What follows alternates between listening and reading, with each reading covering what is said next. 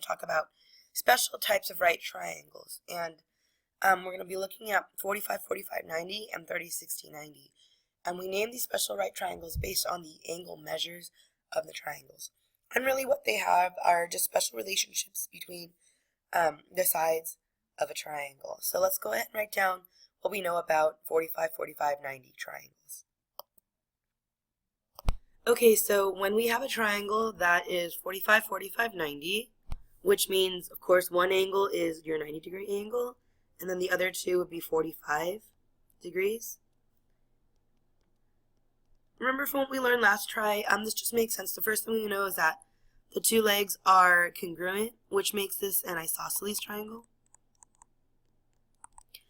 And then remember, the legs are the sides that are not the hypotenuse. So we can call it L for leg, but those are the sides that are not the hypotenuse. And of course, the hypotenuse is across from the right angle, which makes that H, right?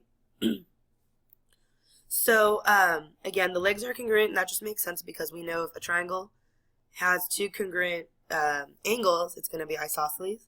But what's more important that's new today is that we can figure out the length of the hypotenuse or the leg given one or the other, because hypotenuse is equal to the length of the leg multiplied by the square root of 2. And these are just equations you're going to need to know, so put them on your notes, on your note card, memorize it, so that way you know what you're doing. But basically, this hypotenuse is equal to leg times square root 2. And that square root 2 will always be there. Okay? So we want to be able to use this to solve for, again, missing sides of a right triangle. And again, I could give you either the hypotenuse or the leg, and you should be able to solve it. Alright, so let's take a look at the example. We're going to find the value of x, and we want to give our answer in simplest radical form. So do you guys remember what simplest radical form means? That means you want to simplify your square root completely. That also means, I'm going to put an asterisk there, no square roots in the denominator. And we'll look at an, denominator. There you go. And we'll look at an example of how to get that out of the denominator. Alright?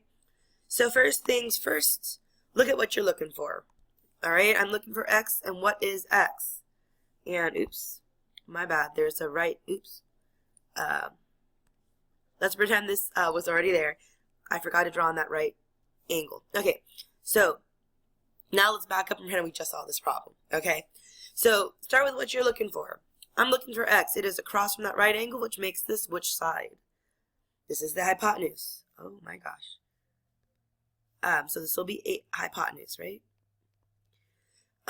Which is my longest side, and then I know, again, the other two sides are going to be the legs. Now what I can do is I can always start with the theorem and say, well, what do I know about the hypotenuse and the leg, right? Well, I know the hypotenuse, I'll just use h for hypotenuse. H is equal to leg times square root 2. And again, that's always going to be true with the 45, 45, 90 triangle. Alright, so now all we have to do is plug in our values and go through and solve. So I know hypotenuse is x, which is what I'm looking for. The leg is 2 square root 2. And I want to multiply that to the existing square root 2. Okay, and don't forget your algebra, right? Square root times the square root is just the square root of the two radicands put together. So 2 times 2 inside 1 square root. So x is equal to 2 times the square root of 4. So x is 2 times 2. So x is 4. Alright, nice and simple. Okay, let's take a look at the next example, and I promised you we'd look at one where we'd end up having to deal with square roots in the denominator. Alright, so once again, let's just pretend I didn't forget to draw on the right angle. There we go. And let's, again, identify what you're trying to find and use that to help us with the problem. Okay, so if you look at the triangle, sometimes it helps. Again, we know it's going to be a 45, 45, 90 triangle. So I know my equation is definitely going to be hypotenuse equals leg times the square root of 2, right? So now just go through and identify what is what. So 6 is my hypotenuse because that's across from the right angle. and then x is going to be a leg. And remember, your two legs are congruent in this case, so we only need to find just an x, and we're good, okay? So go through now and plug in your values. All right, hypotenuse is 6. Leg this time is the x, and that square root of 2 stays in my formula. All right, so do your inverse operations. I'm going to divide by the square root of 2. And remember what I said earlier when I said simplest radical form? That not only means to simplify all of your square roots, but also I don't want this in the denominator, right? So your question might be, well, how do I get rid of it? Get rid of the square roots in the denominator simply by multiplying both the denominator and the numerator by the square root of 2. So remember, square root of 2 divided by square root of 2 is just another way of writing 1. But this way, what we do is we get rid of the square root in the denominator, which is called rationalizing the denominator.